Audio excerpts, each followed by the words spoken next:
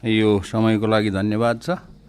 मैले त नाम लेखाएको थिएन, आज बोल्नु पर्दैन होला भनेको नाम बोलाउनु भएकोमा। र आज 5 मिनट दिनुभएको छ, यो चाहिँ आजलाई पुग्छ। र यहाँ हिजो मैले चाहिँ संसदमा मैले आफूलाई माननीय जस्तो ठान्दिनँ। मैले भनिरहेको छु म त विद्यार्थी हो भनिरहेको छु बाटोतिर भन्दाखेरि पनि। अनि यता आउँदाखेरि पनि बाटोमा कसैले भेट्यो भने स्कुल जान लागेको भन्छु। हिजो पढाइ भएन है, दुर्भाग्यवश। आज चाहिँ पढ्न पाइयो र आज धेरै पढ्न पाइयो।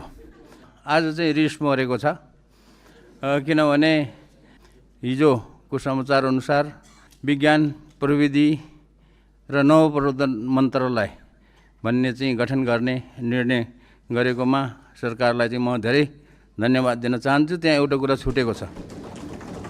कुरा के छुटेको छ भने विज्ञान प्रविधि अनुसन्धान तथा नवप्रवर्तन हुनुपर्ने अनुसन्धान भन्ने शब्द चाहिँ त्यहाँ चाहिँ छुटेको छ। म औपचारिक रूपमा के अरे मेरो श्राप चाहिँ फिर्ता लिन चाहन्छु।